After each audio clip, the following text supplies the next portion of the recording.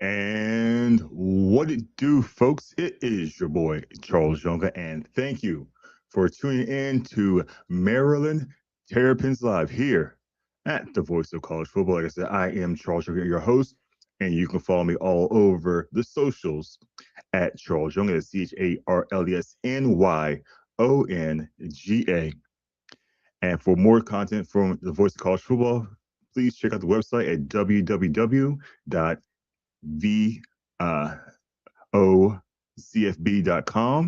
and follow the Voice of College Football at the VOCFB. And like I said, thank you again for tuning in to Maryland Terrapins Live on February the 6th, 2026. It's February 6th, man. This year, it seemed like January just flew right by, and we're already into February. And pretty soon it's going to be March, and pretty soon spring practices, opening day. We'll get into the summer. It's going to be an interesting year for us here at Maryland Terrapins Live at the Voice of College Football.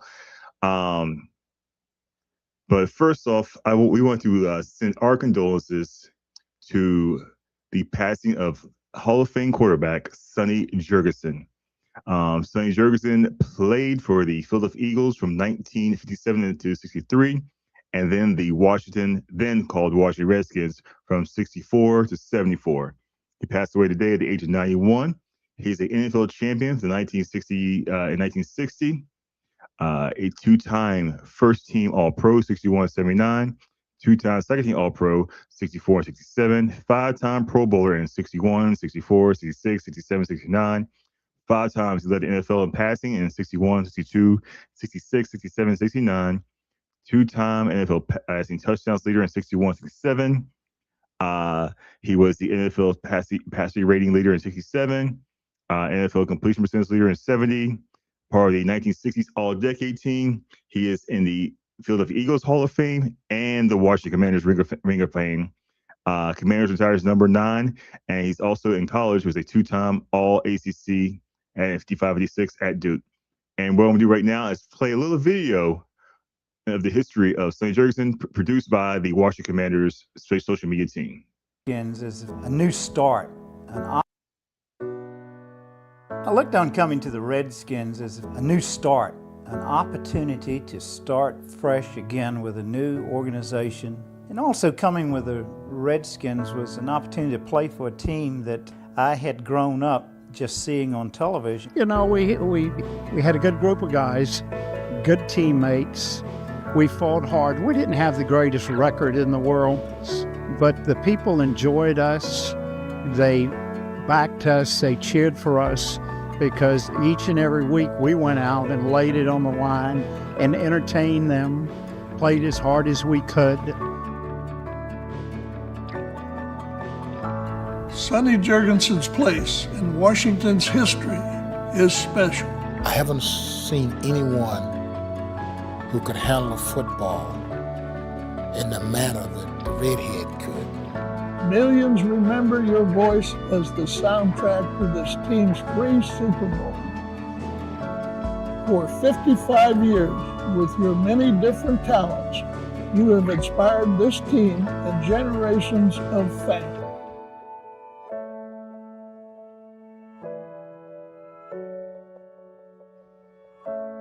Sonny, no single person has elevated, impacted, and loved the Burgundy Gold quite like you.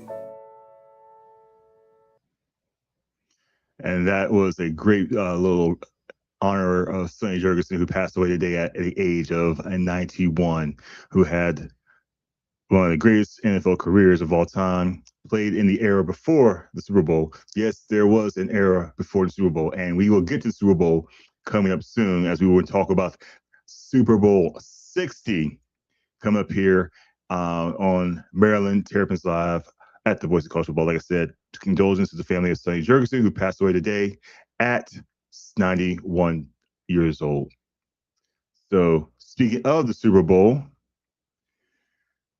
I know this is a college football station, a college football program, and a college football channel, but I'd be remiss to say that everybody who's playing in the Super Bowl played in college. So we're going to have to talk about the football game of the year, and that is Super Bowl LX, or Super Bowl 60.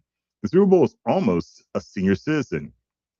And this is the second matchup between the Seattle Seahawks, who finished their regular season at 14-3, and they won their two playoff games to be 16-3, entering the Super Bowl, and the New England Patriots, who finished their season 14-3 and won their three playoff games to get to the Super Bowl at a 17-3 record. I will not say this is a matchup. It is a matchup between two franchises, but there are no players on either team who played in the last time these teams met up at Super Bowl XLIX, which is Super Bowl 49, 11 years ago this week. The Patriots are attempting to win their NFL record 7th Super Bowl title, and the Seahawks are fighting for their second in franchise history. This QB matchup is going to be an interesting one because we have Sam Darnold for the Seattle Seahawks. Darnold was drafted 3rd overall by the New York Jets in a 2018 NFL draft. After his short tenure with the Jets, where I'm not going to sugarcoat it. People consider him a bust, and with the Jets, with the Jets he was 13-25, a 59.8 completion percentage. He had 8,097 yards, 45 touchdowns, so 39 interceptions, a QB rating of 78.6. After that, he moved down to Carolina, where he proceeded to not do as well either in 2 years. 8-9 over 2 years in 17 starts. Again, 59, just under 60% completion percentage, 16 touchdowns, 16 interceptions. Then he signed with the Vikings. He went to the 49ers, where he had one start. He was the backup to Brock Purdy. Wasn't much to say there. Went to the Minnesota Vikings, and one season there rejuvenated his career after J.J. McCarthy, 9, got injured in the preseason. Darnold was the next guy up and proceeded to have a Pro Bowl caliber season, an MVP caliber season, completing 66.23% of his passes for 4,319 yards, 35 touchdowns, and 12 interceptions. A QB rating of 102.5. And Vikings said, that's great and all, but we were going to go with J.J. McCarthy instead. And Darnold moved on to Seattle, had another 14-3 season, completed 67.7% of his passes for 4,048 yards, 25 touchdowns, and 14 interceptions. You can say this is a reclamation project. It's known as Sam Darnold. You can say the resurrection of his career happened the past 2 seasons. You can say this guy is one of the best stories in the NFL, being the fact that he's such a high draft pick, ended up not doing great, had bounced around the league a few times, got another shot as a starter, and became a Pro Bowl caliber quarterback and led his team to the Super Bowl. On the other side, we have Drake May, who was also drafted 3rd overall, but he was drafted by the New England Patriots in 2024. He is the heir to the throne that Tom Brady left him. Makes the Super Bowl in only his 2nd season, just like Tom Brady, and he is the second youngest quarterback to start a Super Bowl and could be the youngest to win a Super Bowl at 23 years and 164 days if he does win. It's going to be interesting because, like I said, this matchup is going to be a battle of probably the 2 best teams in the league all year. The Seahawks are currently a 4.5-point favorite, according to DraftKings as of today, Friday, February 6th. The over-under is 45.5, and the money line is the Seahawks are minus 230, while the Patriots are the dog at plus 190. So basically, that means if you bet $1 on the Patriots, you'll get $1.90 back. I believe that's how it works, or 19 back. I can't remember. I'm not a gambling expert, so don't quote me on that. But in order to get the plus money in this game, you had to bet on the Patriots to win, cover, et cetera, et cetera. Down the line of the show, we're going to talk a little bit about some of the bets, some lines, money lines here, the potential Super Bowl MVPs, the numbers we can see happening in this game, and so on and so on. But this game, like I said, is technically a rematch between franchises, but not a rematch between the teams because the teams are not the same players as they were in the Super Bowl 49 11 years ago. My thoughts. We will talk about who I predict to win the game at the end of this show. We will talk about some key matchups. We'll talk about who may be ready to roll, and we do have a very important guest joining us here, and that is the OG Professor G. Mark Gray is joining the show. And Mark, how you doing today? I'm chilling, man. How are you? I'm fantastic, man. Survived this winter, this crazy winter we have here in the DMV. Just the lack of readiness on the state of Maryland, Virginia, and DC on how to, handle this snow. I've seen some stuff on social media about how cold weather cities are way more equipped to handle this, and we were just still had a month, advance notice about the sun coming, and still we're not ready for it. Well, it would help if your elected officials did a better job of preparing so that we could get out of our complexes, communities in order to do our job. I mean, I'm paying a hell of a lot of taxes around here, and to still have banks of snow up is really upsetting, shall we say. And I've expressed my displeasure in a certain way, but global warming is a hoax according to some people, and I'm just looking at Mother Nature, and I think she's playing us. Yeah, well, it's technically not global warming; it's climate change. It's extreme weather patterns which are causing these conditions to happen. But our elected officials are too busy spending partying at the hotel over there in College Park instead of actually out there doing the work. Apparently, it's just crazy. Absolute madness. But at least, thank God, we got football at least for one more week. Yeah, I opened the show talking about the passing of Sonny Jurgensen. Can you talk about some of your memories of Sonny playing here in the district? Oh man, Sonny was one of the first jerseys that I had as a kid. Man, the number 9 jersey, the original burgundy jersey when they had the feather and the arrow on their helmet. How can I describe? He was kind of like a wow. He was a great football player. Had that playboy kind of gene in him around the way.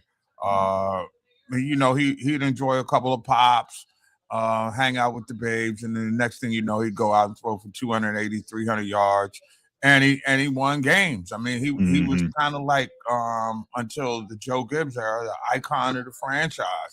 I mean, he played with a lot of great players like Larry Brown and Charlie Taylor and guys like that.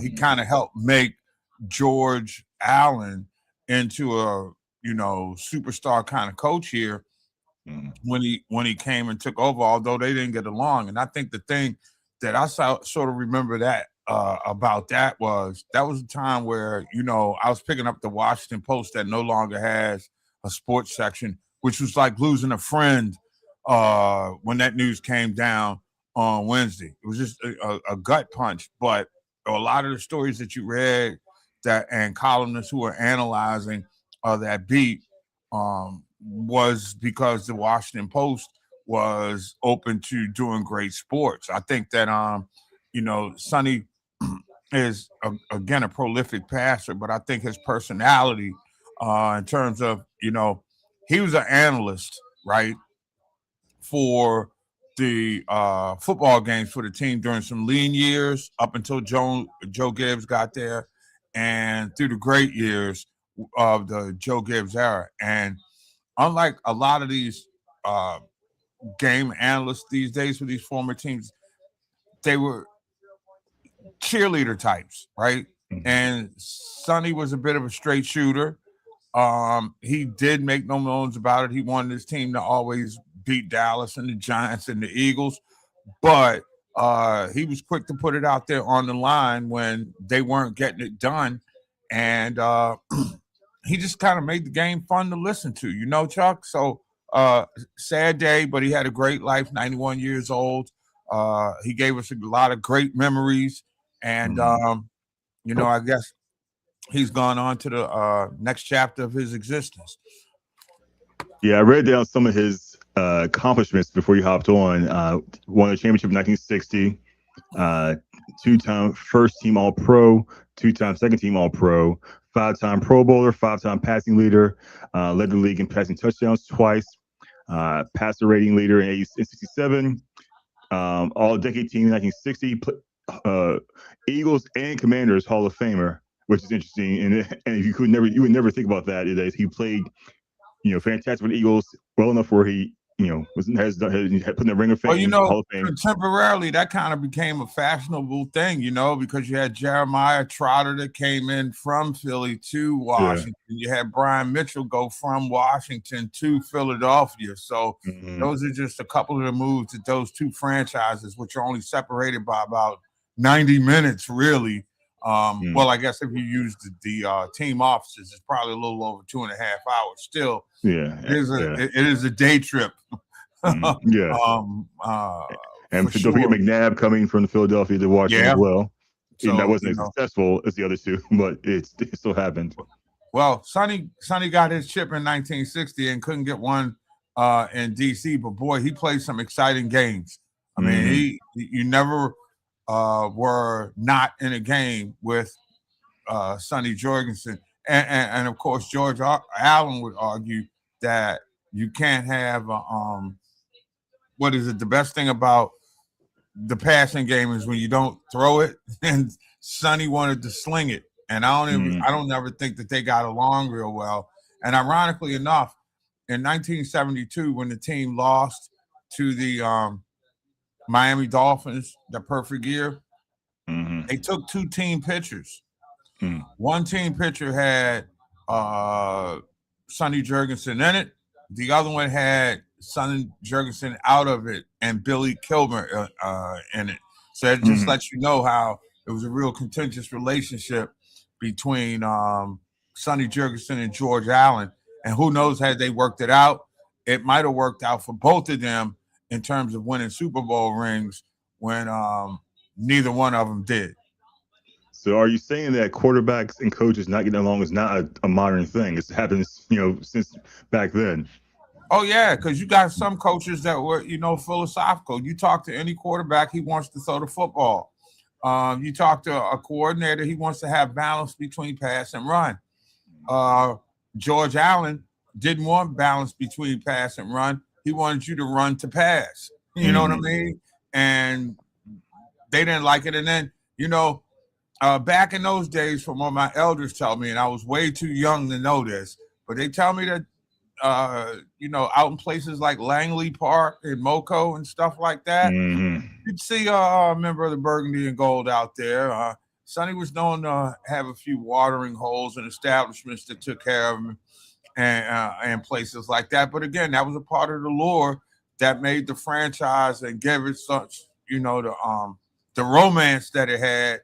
Like I said before, it became a real contender first under George Allen. And then right after George Allen, when they found Joe Gibbs, it became Camelot around here. Awesome. And so you say Sonny was probably a gunslinger type before the modern era of gunslingers. Oh, yeah, man.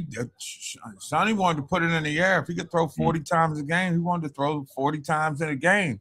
I mean, and that was kind of, and there were no dig routes. You know what I'm saying?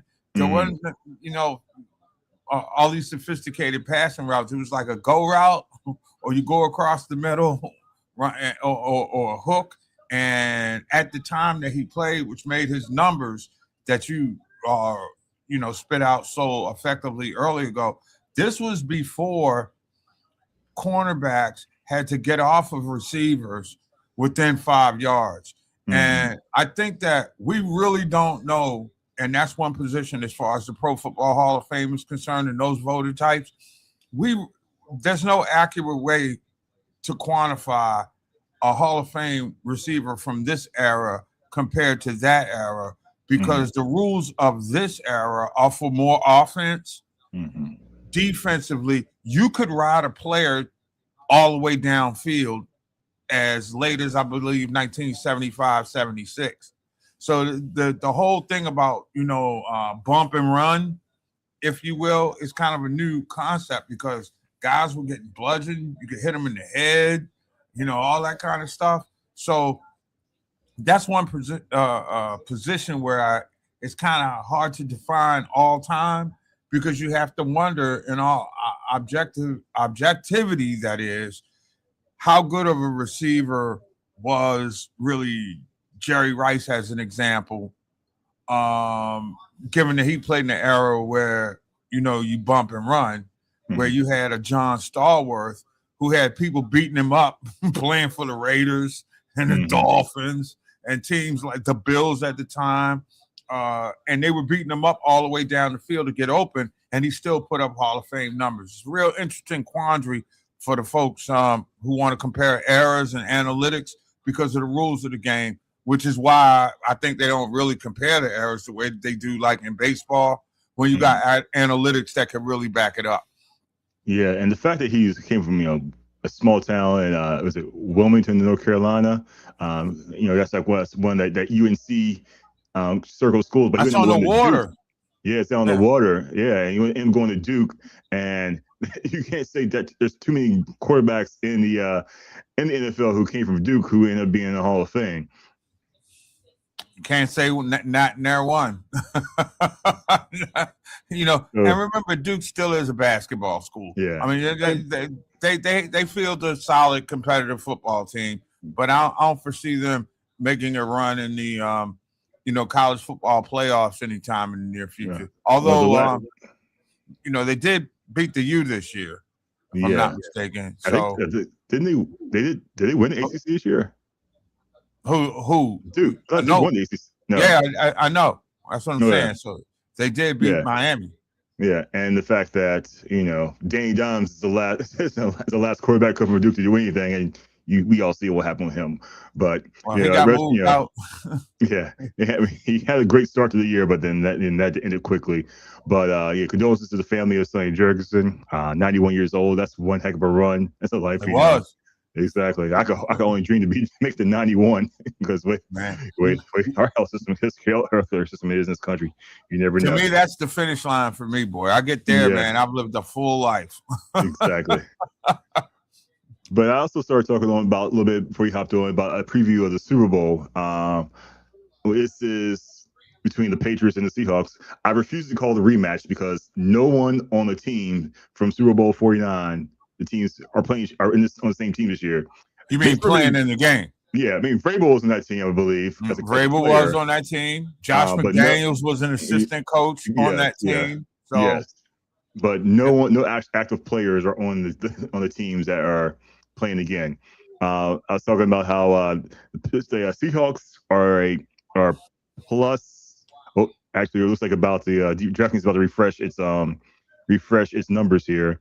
The Patriots are plus 19, 190, and the Seahawks are a 4.5 point favorite in the spread. The Seahawks looks like they are the favorite in this game. They were 14-3. Sam Darnold, back-to-back 14-3 seasons. Both guys were, third overall picks in their respective drafts. Darnold back in 2018 and Drake May in 2024. What does it say about before I get into this breakdown, what does it say about the Jets franchise as a whole that every quarterback you draft and get rid of goes somewhere else and does better in the past 20 years, I would say? I have long said and will continue to say that the Jets, Jets are MESS, mess. They are clueless in the front office with how to evaluate talent. They've been clueless on the sidelines in terms of developing and grooming talent. When you get into game situations, they don't understand time, score, and situation. I mean, the Jets are a farce. I mean, any quarterback that seemingly is dropped into that situation, even Aaron Rodgers couldn't bail them out. Come on, man. I mean, you had a Hall of Famer like that. He should have been able to change the culture. So, again, man, the Jets are a franchise. Mets too. And at least the Mets do give you something to hold on to until maybe August or something. With the Jets, by the time you get the Halloween, they're on the clock, and it's been that way for about 30 years. I mean, when you see Mike Greenberg on TV, and he's been lamenting his lifetime, and he's old as me. We work together at ESPN. Okay, let's be clear about that. So when you see Greeny lamenting the perils and strains of a Jets fan, that's not fake. I don't know a Jet fan that is happy about being a Jet fan, because one thing I do know about Jets fans, when you know how it is, your parents give you an opportunity, you watch enough games, and you pick a team that you like during a specific era. The Jets fans don't get that opportunity, because it's like being a Jet fan and having to deal with all the heartache and the pain is left with them and their rich parents from the Long Island will. That's it. You do not get any piece of the empire unless you learn to deal with the agony and the suffering that we did with our lifetime. If you dare to go to another team, we will write you out of the will. I have that on very good authority from people who look like me that live on Long Island. Yeah, and Rich Eisen also recently was talking about that. How it's like people asking him, how's it going to be Jets fans? Like, why are you asking me this question? You know how it feels. Right. You know, and again, people will tell you this. I guarantee you that Eisen's dad, Eisen was up there with Greeny and me too, but I guarantee you they will will this team. They don't want to be Jets fans. This was, and parents, look, if you and because I know Maryland has a lot of fans that have paid a lot of money to campus so that their children can come down from Long Island and get a great Terrapin education. All right. But don't let them leave the Jets at home. Okay, let them find a new team. I mean, seriously, because the more people turn their children into Jet fans, the more we have problems with mental health crises, suicide watch. And then ultimately they just give in and are like, we're going to be miserable. And that's just how it is during football season. And one of my good buddies who grew up in Norfolk, Virginia, chose to be a Jets fan. You've met him before. His name is Christian Wilkins. Shout out to Christian. Why? Why? There were so many other teams in between there and here that he could have jumped. He could have been a Philly Eagles fan. Yeah, I think his story was he was a fan of the underdog and fan of like the scrappiness. But it's one thing to be an underdog, and it's also the thing of being just terrible. But shout out to Christian, that guy, a good dude. If you're in Baltimore, go visit him at Todd Connor's in Fells Point. Fantastic bar. I know it's not a paid plug. It's just it's a great place to visit. But it's tournament time, and I'll be heading up there to see him. Excellent. Tournament time in 2 weeks. Perfect. I'll probably be there too. And like I said, moving on to more positive notes. Like I said, we're going to talk about the Super Bowl. And like I said, Sam Darnold versus Drake May at quarterback. Offensively, the weapons look like it's in the favor of the Seattle Seahawks with Jackson Smith and Jigba, Kenneth Walker III, AJ Barner, tight end. The defense looks pretty stacked, from top to bottom. No one truly stands out as a defensive player, but they have a very solid defense across the board. Our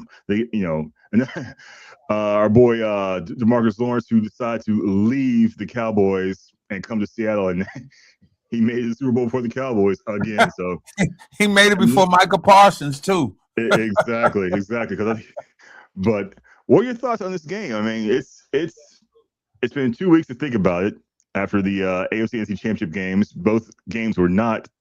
I mean, I think the NFC Championship game was very, very entertaining between the Rams and the Seahawks. That was very up back and forth. Sam Darnold outperformed NFL MVP Matt Stafford. Then you have, like I said, the Patriots who survived Houston. I'm glad you brought the AFC Championship game up, because I think that if Sean Payton never gets back to the Super Bowl, he will die a slow, painful death, remembering that he didn't go for a field goal in the first half. Those 3 points that they missed were the difference in the game. And remember, we talk about time, score, and situation. Weather is a part of your situation that he did not factor in. He had a pretty accurate kicker, but it was calm weather at the time he could have made a kick. The next two kicks that he missed were kicks that were greatly influenced by the weather. So and there's the difference between being cocky and confident. And Sean Payton's cocky is what fuels his confidence. But this is one that cost him the AFC Championship, if you ask me. That said, I mean, you look at New England, right? New England has a coach that has played in the game and won it a couple times. All right. That's a big factor for me, bro. That sets a whole tone of calm in the building. Josh McDaniels has called plays in that moment. Sets a tone of calm in that moment. You know what I'm saying? I like the Patriots in the way that they can run the football, although they're not going to have Travion Henderson. They're going to have to rely on Ramondre Stevenson. So and Drake that would be a guy. I'll tell you this: if you're looking for a prop bet and you can put a couple shekels down that you can afford to lose, I would put it on Ramondre Stevenson. He's going to carry the ball a lot. He's going to probably play some, at least limited form in the passing game. And I think from an all-purpose yardage standpoint, just as a good prop bet, because he's off the radar, you're probably going to get good odds for him. I'd say that would be one guy that could really steal it. But my gut kind of tells me that this is Seattle's time. I just, I like McDonald's a defensive genius. You've given him an extra week to prepare. I think that, their secondary can do a good job containing the Patriot receivers. Although, man, I will say this. Stephon Diggs is a totally different player in New England than he was in Minnesota. And it's fascinating to watch how the cast-offs from Minneapolis are doing it big in Foxborough. That just I wouldn't have thought that was going to come, especially with a rookie quarterback. So McDaniels has his finger on the pulse. I'm going to go with Seattle to get I don't like the 4.5.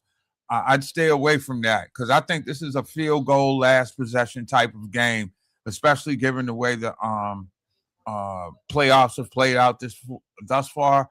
But I think that Seattle's going to win this game by a field goal. Yeah, we'll go more into some of the spreads here moving forward because there's always those interesting prop bets in the Super Bowl, like the coin flip, first score, et cetera, et cetera. But I want to talk a little bit about the fact that you said Stephon Diggs, who's a Maryland Terp, who is playing the Super Bowl.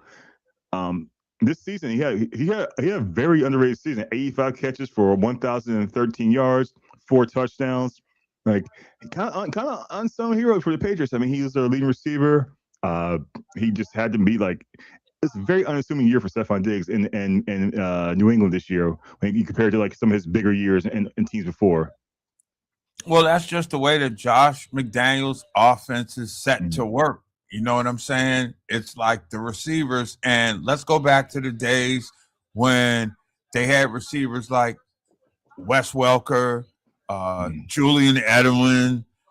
Those guys were just workhorses. Deion Branch, Troy Brown, but that was before McDaniels' era. But that was like the first run with the Patriots Super Bowl runs with those guys.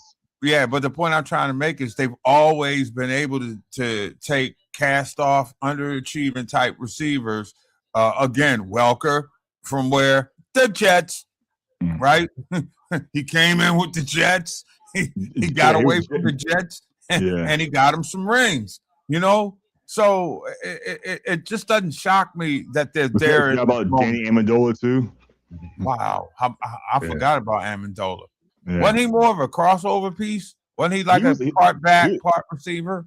No, he's mostly receiver. He was like a slot receiver. They basically just ran their whole offense, all slot receivers all over the field. It's like their whole offense was. Right. And 50, so short 50 guys, They got a recipe, but I think that there's just something about the Seahawks defense, and I'm not quite sure that when it comes to individual one-on-one matchups, there's anybody really overwhelmingly dynamic on offense that you have to really scheme for, not named Drake May. Yeah. And he's a different animal altogether. And I'm just wondering, is he gonna still be healthy enough to, withstand a Super Bowl shot? And when I'm talking about when the adrenaline is pumping and you got defensive guys that are pounding on you. And I think Drake is one of the new school quarterbacks that believes in running to trouble as opposed to sliding away from it. And there are going to be some man up moments in this game when it comes time to make business decisions or ease up and take the lumber. But I just like, for some strange reason, Seattle just seems to be calling me. If for no other reason, it's taken Sam Darnold so hard and so long to get there, where Drake seems to be riding the almost like a Brady type wave. When he got there, he found the secret sauce and kept the recipe to himself. And we can't be sure that it included deflating footballs or visual aids from opposing teams' practices. We didn't know that at that time. Okay, so there was some secret sauce before whatever nefarious behavior you want to believe is big enough to keep Belichick out of the Hall of Fame. And the fact that Drake May is going to be the second youngest quarterback to start the Super Bowl, and potentially, if he does win, will be the youngest quarterback by a couple of days to win the Super Bowl. And he had a surprisingly good rookie year. I mean, he's completed 66.6% of his passes for 15 touchdowns, 10 interceptions. Good ratios, but obviously the team overall was not very good, which brings to the fact that Stephon Diggs comes to your team and makes your QB better, Josh Allen. Yes. I mean, you look what Diggs did in Minnesota. I mean, he made was it Chase Keenum in that game? Case Keenum, yeah, in that game against the Saints, where that miracle catch, that was that was his breakout game, and he was he had 2,000-yard seasons in Minnesota before he went to Buffalo, then had a couple of Pro Bowl years in Buffalo before things broke down there. Comes to New England, goes to Houston. That year's injury plague, so we'll call that season a wash. Comes to New England and helps put that team over the top as being going back to win the AFC East for the first time since Tom Brady left. So, Stephon Diggs, once again, Maryland players coming up big and big times. As soon as they leave College Park, but that's a topic for another conversation, because it's amazing. I mean, you just look players like Stephon Diggs. People wouldn't even recognize the fact that he's a Turk because he struggled with the team during the college football season. But yeah, he one of the all-time greats. I would assume that at some point he'll go into the Hall of Fame, the Maryland Hall of Fame, that is, because when you consider the receivers of his era and his peer group, he stands right up there. I don't think he's ever been in the situation that he's in right now, where he's going to be the focal point of an offense. And it's an offense that has weapons. They don't necessarily have to, some receivers have to, run themselves open and then try to make a play. Whereas there's balance on this offense. And when it comes time for your number to come up, you're going to be in a position to make those plays. And I just think that they're scratching the surface in terms of the relationship of Drake May with Stephon Diggs, but you get them an OTA or another training camp, and you think that Patrick Mahomes and Travis Kelce was something special. You wait till you start thinking about Drake May and Stephon Diggs. I mean, sky's the limit if you ask me. Yeah. And Diggs is only 32 years old, 33 years old, something like that. You would expect that if he keeps himself in shape, that he's got another 3-4 solid years left in the league. But it's cold outdoors in Foxborough. So win a ring, get yourself a check, take the trip. Well, I ain't gonna say that. I was gonna say take the trip to the White House, but that would be on them. No. And another Terp in the Super Bowl, technically on the teams on the roster is Tommy Ikebeste, defensive tackle, played for Maryland last year. He's on the Buffalo Bills practice squad. So if something happens the next day or two, he might have to be called up to fill in a spot. So we might have two Terps in the Super Bowl playing this year against each other. But a couple other guys I want to talk about who are all-time Terp greats who played in the Super Bowl. I want to start with Randy White, Super Bowl MVP, the Cowboys in Super Bowl 12. As of right now, the only Terp to win a Super Bowl MVP award. Randy White. Talks about how great he was. I'll tell you this, man. I was little. I was maybe 7 or 8 years old when he was playing in Maryland, but you couldn't stop him defensively. I mean, dude, he was that dude that it was like you try to go up the middle, he was the door that closed the door, right? He was that guy. And then he went to that blasphemous place in Texas to where he would have to come back up here on the regular and put beat downs on a team that was known when he first got into the NFL as the Over the Hill Gang.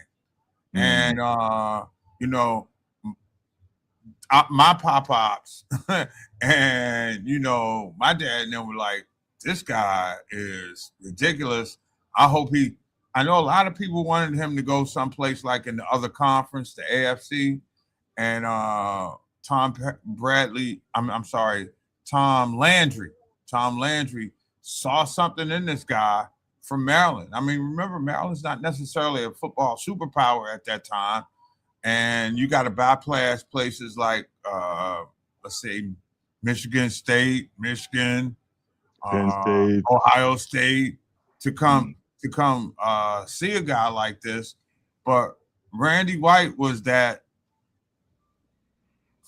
He was a defensive tackle that was ahead of his time.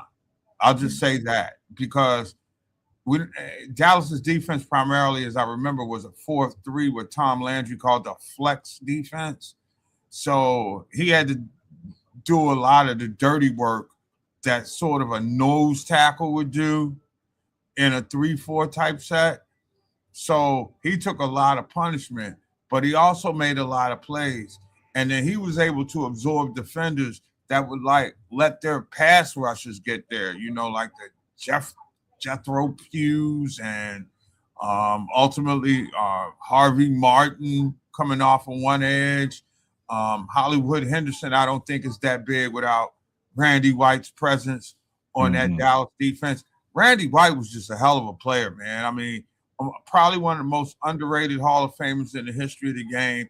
And I don't think that Maryland really does a good job telling his story. And I think it might have something to do with the fact that he left Maryland and has made his name as a cowboy in a place that doesn't revere the Cowboys like that.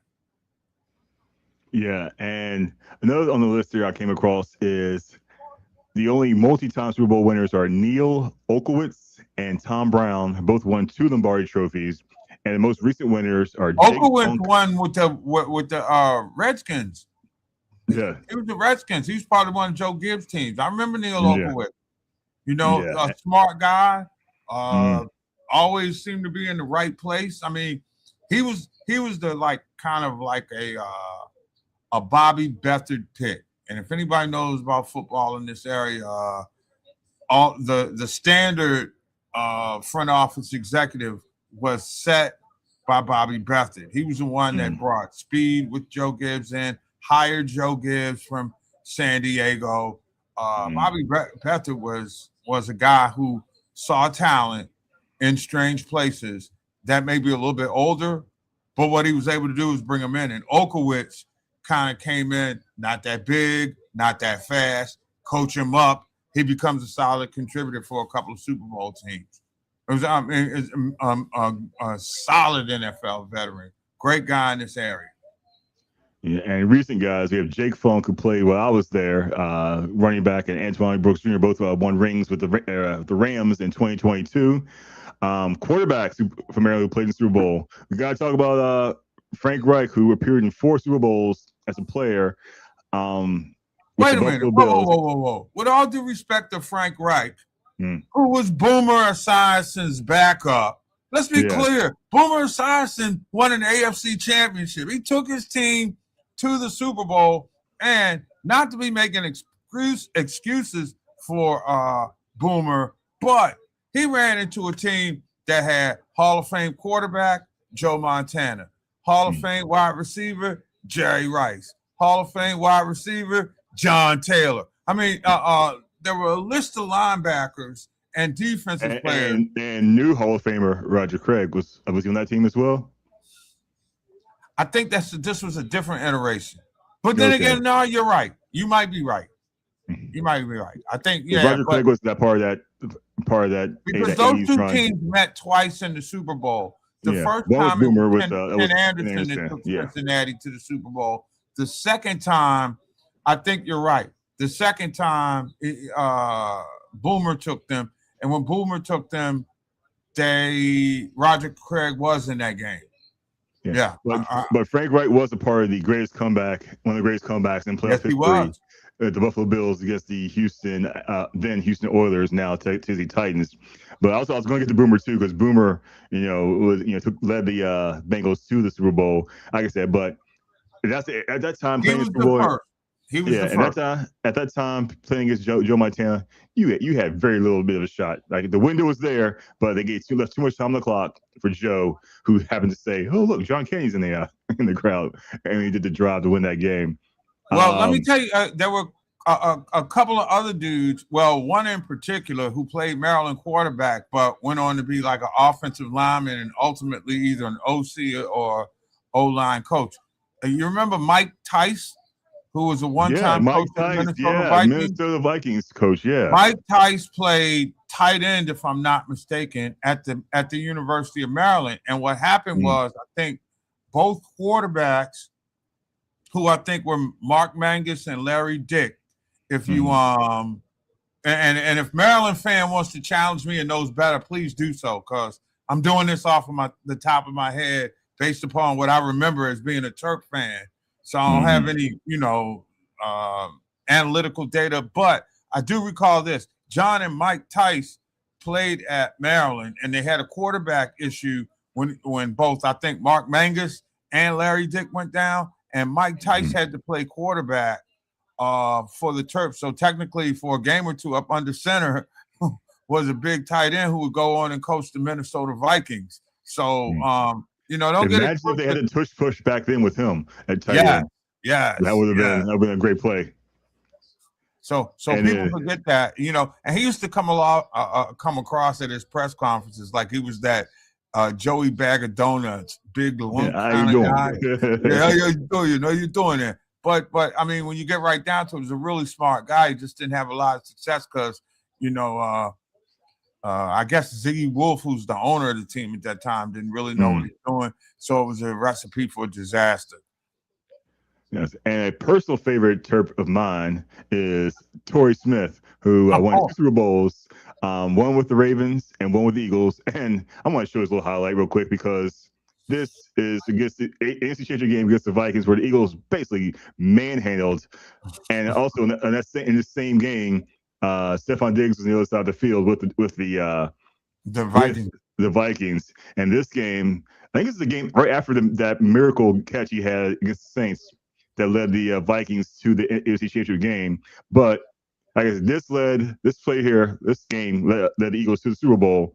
They did. Which they defeated the New England Patriots in one of the greatest games I ever watched as a fan. And Nick Foles playing like he was, the Hall of Fame quarterback that he's not. I was going to say, that wasn't a game that Brett Favre was in. Nah. Right. No, that was Case Keenum's quarterback, I believe, for the Vikings. Okay. All right, because I remember one year that Brett Favre played with Ashanti Shanko, and they had that big season. Shank one of our good Morgan guys. Yeah, they lost to the Saints. Yeah, that's the game they lost to the Saints. Where the Saints went to the Super Bowl, and Brett Favre would do Brett Favre things and throw a costly interception to wow. Got cause something? Do you have something against the guy that was part of an embezzling scheme from Southern Mississippi, allegedly? And no penalties. I mean, no penalties. Yeah. No, he's like, him and the $1 Million Man's son, Ted DiBiase Jr. Yeah. And a bunch of other guys stealing money from the poor and suing people about it. But that's a conversation for another day. Now I'm gonna get back to some of these spreads here. We're going to talk about some of the Super Bowl betting odds. I'm going to share a screen here with you. I'm bringing this to the stage. This is according to DraftKings.com. This is their money. This is their lines here. We have the ESPN betting parlor. Yes. Yeah, because we all know how well ESPN bet works out. There's no conflict of interest there. None. It's not like any of the reporters have inside information. No. Or probably some stock options and the profit margin of ESPN. Oh no, never, no. But if you do have any gambling issues, call 1-800-GAMBLER. Now remember, you can identify issues easily if you're thinking about reaching into the kid's college fund or whether or not to pay a mortgage. You got a problem, okay? Mm-hmm.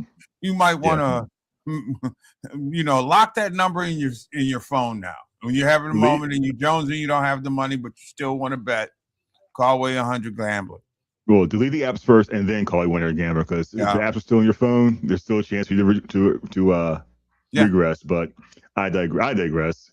And we're going to go back to some of these betting odds here in the Super Bowl. I'm just going to scroll through. We have a few options here. We'll ignore this person's face right here on the screen.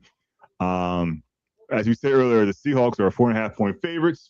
The over-under is 45.5, and like I said, the Seahawks are -230, while the Patriots are +190.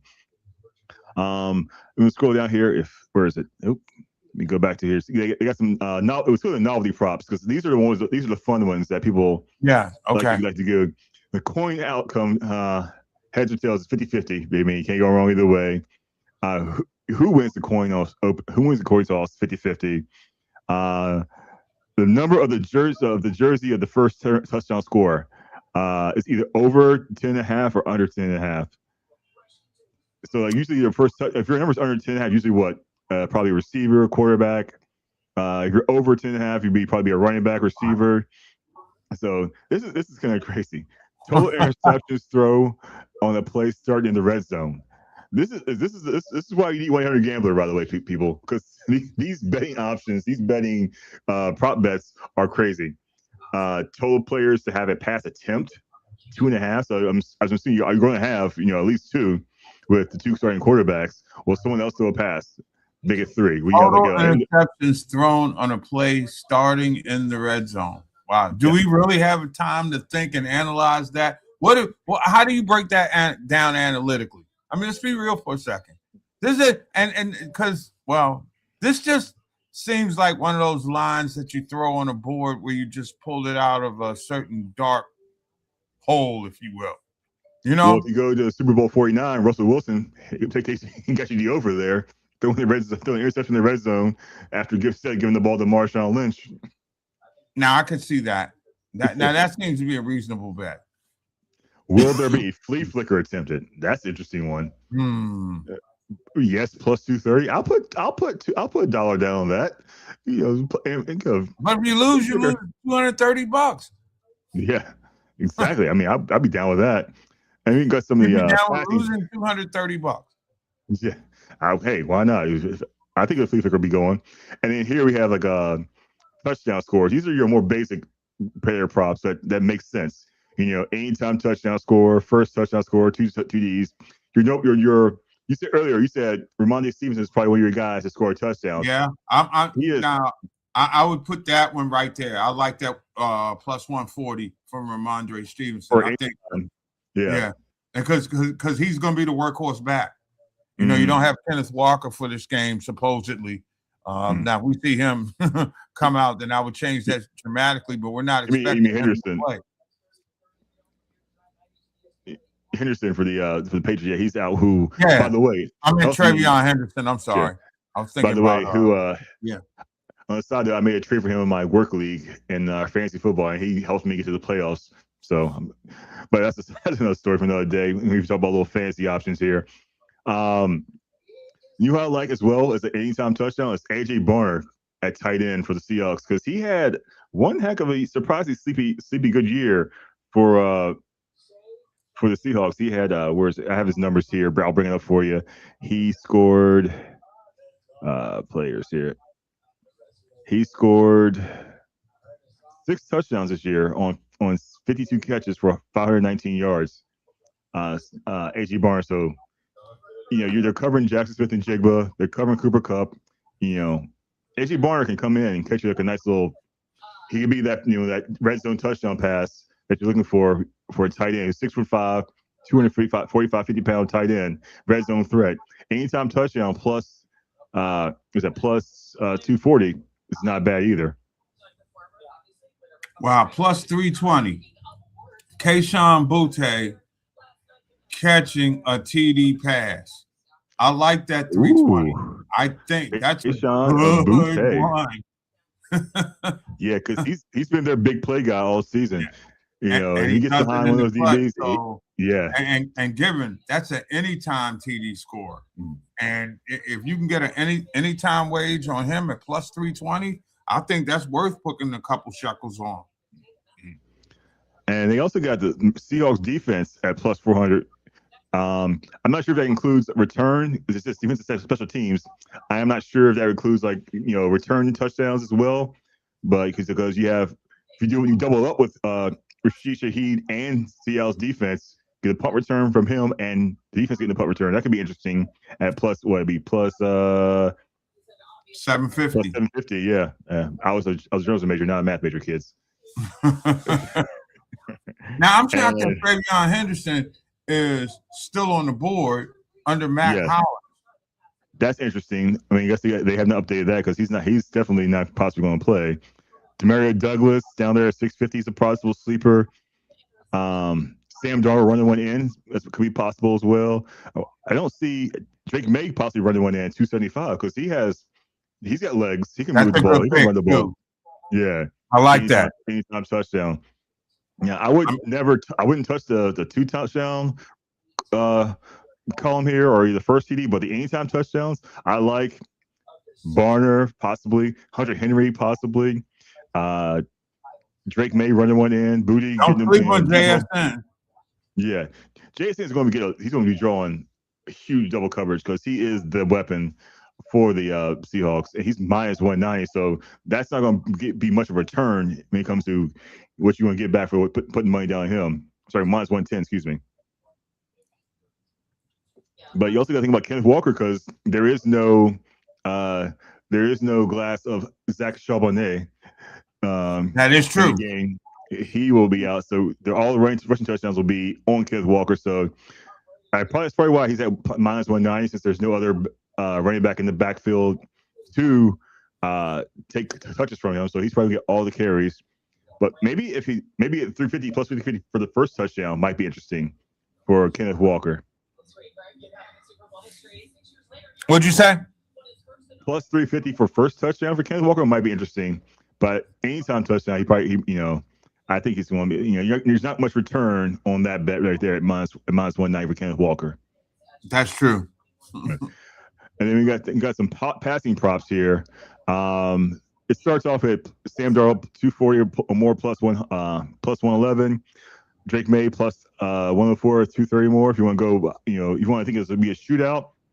It looks like the DraftKings doesn't think much of a shootout because the odds are very high for anything over 240. So they put right there, both defenses might be steps up the game. Receiving props, they got here Justice Smith and Jigba for 100 yards, plus 110. That's not bad. I mean, he's just. I mean, they're gonna have to lock him down, but he can probably. I can see him getting 100 yards easily because he's just that dude. Ohio State wide receivers seem to be uncoverable.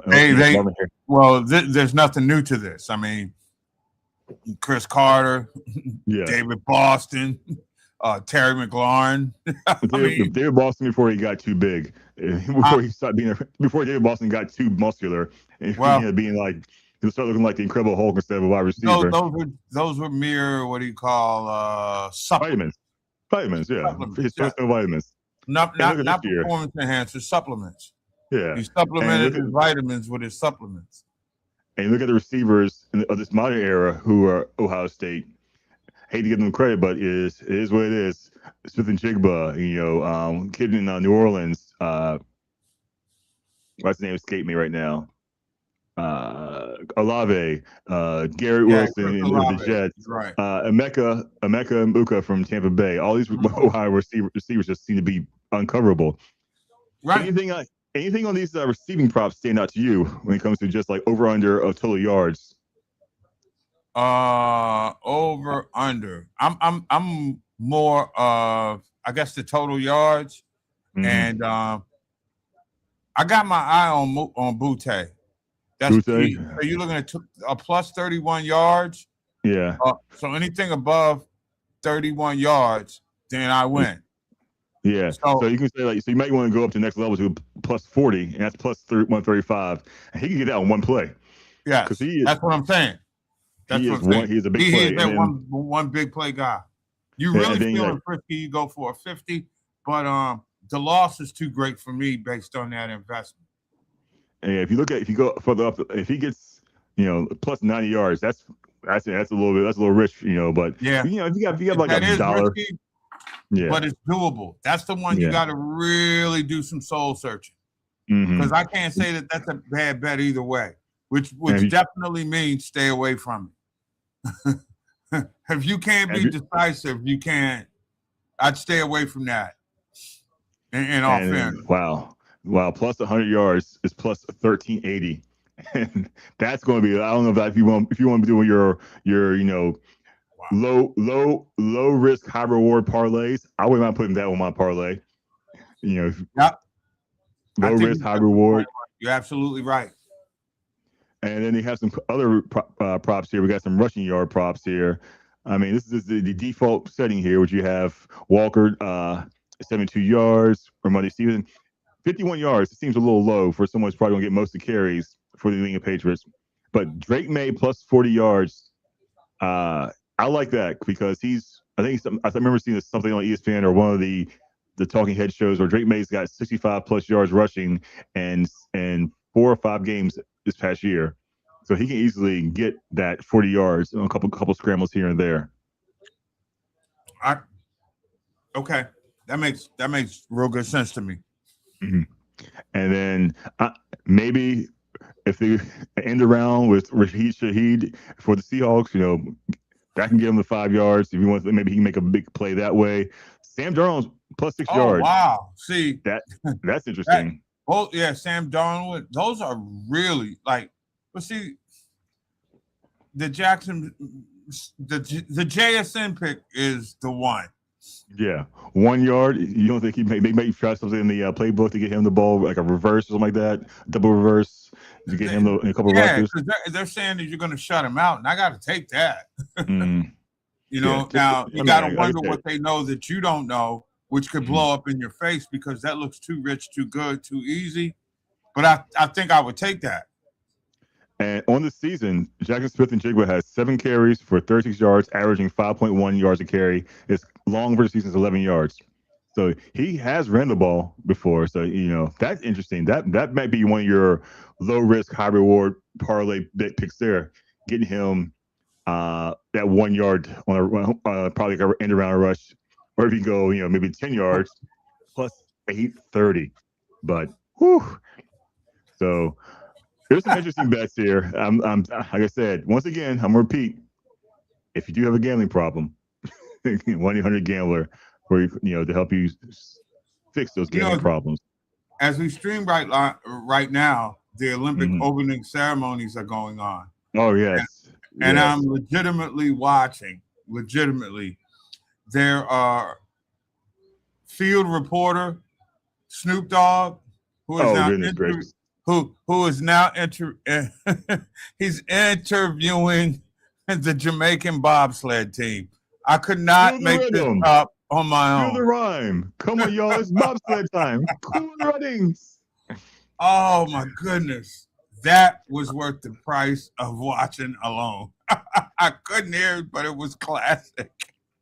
I am surprisingly excited about the Winter Olympics this year because I'm excited about little Team USA hockey. We gotta take down Canada, and I'm always excited about the curling because curling is one of my favorite. My guilty sins. It's one of my guilty sins. Guilty sins of what I like to watch. There used to be for a while curling night on NBC Sports on Saturday nights. I used to watch that at the bar. It'd be on our TV. Bar, yes. Yeah, I have it on TV, on a small TV at the bar. Curling is really like bar food for Black folks late at night at the bar. Yeah, and I bring that up is because next week I'm going curling for the first time, and you're welcome to join me as soon as we schedule it in. There's a curling facility, believe it or not, and no, not in DC, in Maryland. Laurel. Really? Gunpowder. Yes. Oh, really? And I called them for my show, OG Sports Rap on Sports Rap Network, Monday through Friday from 9 to 11 p.m. East Coast time, 6 to 8 out west. And with the fascination of curling, and I'm going to go do feature story and, some podcast programming. So Professor G is going to the next level. I was going to call you and see if you might want to make the trip, because that could be done. some curling, curling time. Because I'm just saying, it never shocks me how there's certain games that captivate the attention of our community, the Black American community, and one of them truly is, Chuck, curling. And I said, okay, if I got an opportunity, I'm going to do some research. I'm going to create some content for it. And the people opened up the doors and were like, yeah, I got a couple of interviews for you. And when can you come out? I'm like, I'll see you next week. Awesome. So, let me know the date. Let me know the time. Yeah, we will definitely be curling. And as a matter of fact, we may introduce curling to the College Park campus. Oh, yes. The revenue team there, College Park curling. Yes, University of Maryland curling team. Let's get that off the ground. Let's get that off the ground. Hey, look, I can coach. I'm pretty sure we can find some NIL money. And goodness knows, we could do the stream just to get the competition off, and then we could take down Michigan and Ohio State because they don't have enough time to be building curling programs. Exactly. We got our own. They got football, baseball, basketball, and hockey. Yeah. To worry about, and they're doing it. They're doing it pretty big. And I'm like, and Terp fans, just stick with Buzz, please. Give them the benefit of the doubt. I know it's tough. I mean, especially the way last year ended. You come off of a Sweet 16 run, and it's tough, Chuck. It has been tough sledding to this point. But first year coach comes in under duress. Hadn't really had a chance to really, I guess, get in touch with his players. But the scary part about it is, in this new world order or landscape of college sports, you may not be able to keep your team together long enough for them to gel so you can make the run to the Final Four. We got teams right now that are built for, freshmen and sophomores to carry them to the promised land. Where we grew up, it was the juniors and seniors that were going to lead the talented youngsters. But if you're there beyond your freshman year now, you must not be doing it, right? No. So I was not prepared for this hoop season. Wasn't prepared at all. Well, if you want some good basketball in College Park, go to the ladies side because they are still competitive. They are not as good as they were a couple years ago, but they are still in the top 25. They make the tournament. They'll probably make the tournament, and we'll see where that. And probably will host a sub-regional. Okay, yes, exactly. So get a couple of wins on your belt, go to Sweet 16, and then take your shot. Exactly. Well, we gotta wrap this show up because I gotta go sling some drinks tonight at the restaurant known as Chavez in Alexandria. For those who are watching, if you're in the area, stop by. It's 203 Strand Street. I will be one of your bartenders, the main bar. But I want to give our final thoughts on the Super Bowl. I like to say predictions, score, and MVP of the Super Bowl 60. Super Bowl 60, Mark. Super Bowl 60, yes. You can Yes. always Excellent. remember the Super Bowl year by how old I am. I was Exactly. born in 66 for number one. I'll be 60 this year. So this is number 60. I think it's going to be a great Super Bowl.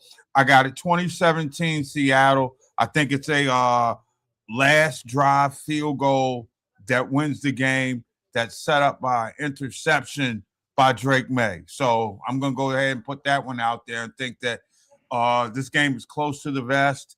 I just think at the end of the day, Seattle's defense has one little wrinkle that may slip up. Very talented quarterback who I expect to make millions of runs to the Super Bowl. But I think this is Sam Darnold's time. The planets have lined up, the stars are all aligned, and Sam Darnold will make the Jet fan even sicker than he, she, or they already is. All right, I am with you. I think the Seahawks will win, but I think it's going to be a little bit of a higher scoring game.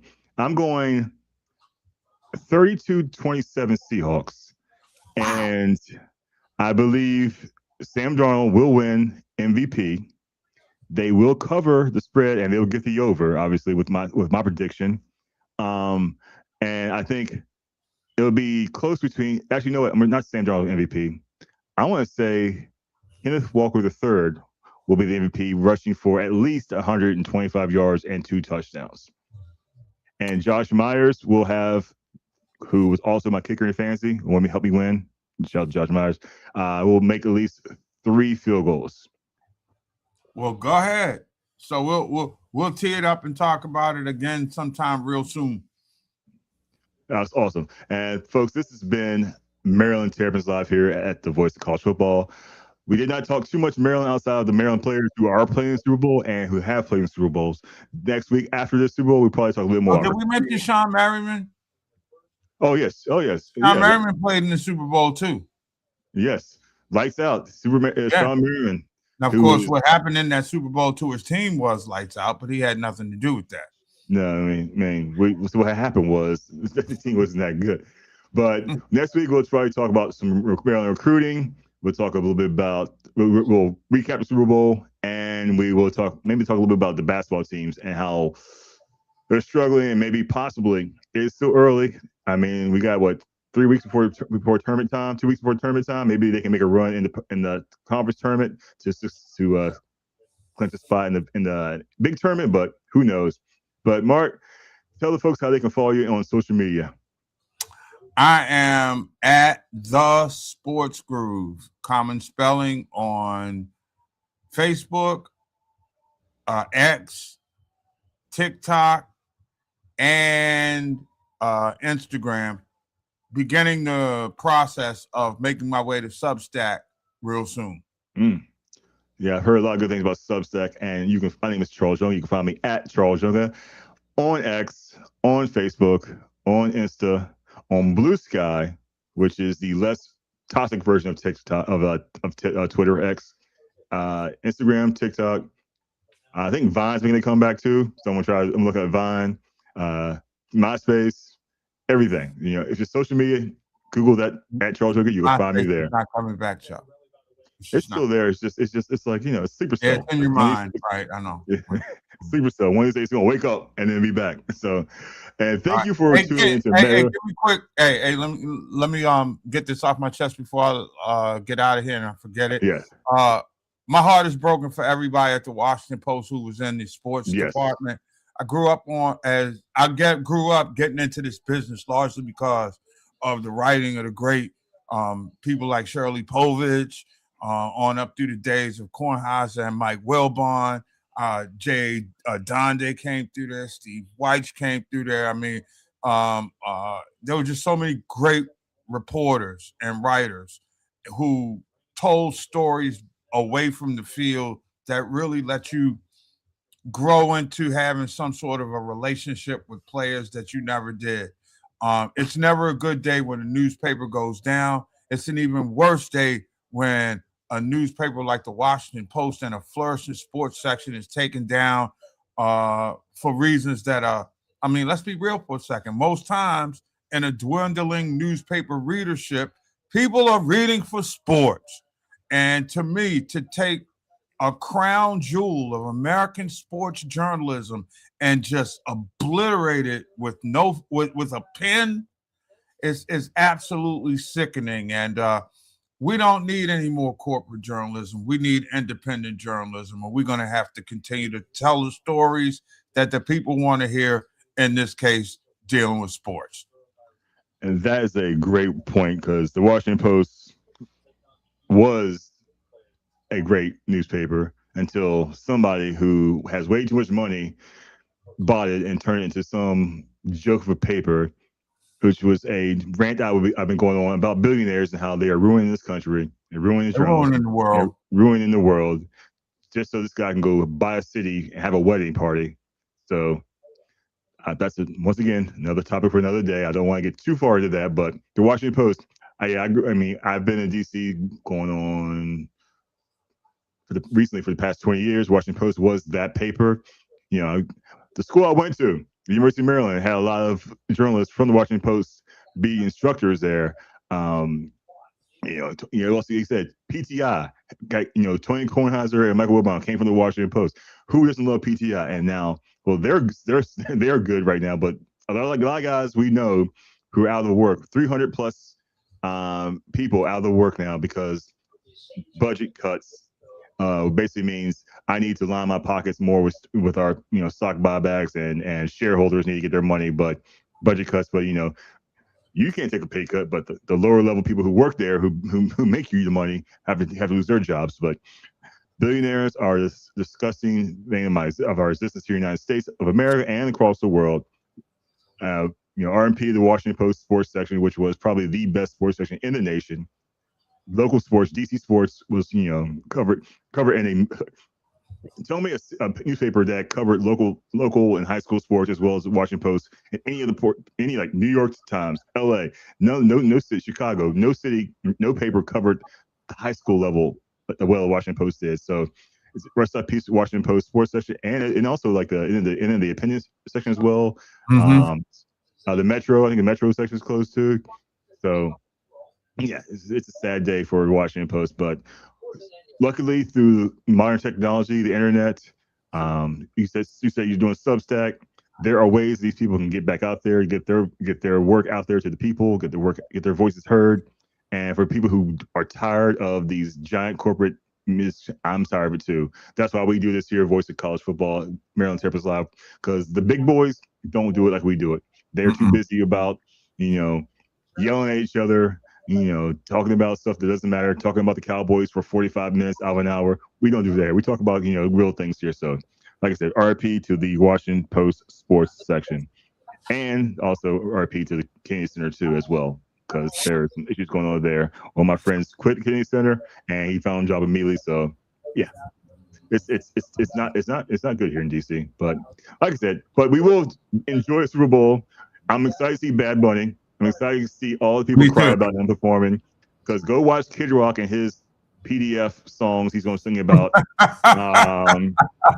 Go watch whoever else is on that show. I have no clue, because trust me, Google some of the songs. You'll be like, they all sit together. It makes sense now. So this is Maryland Terrapins Live here on the Voice of College Football. For Mark Gray, I am Charles Younger. We will see you next week.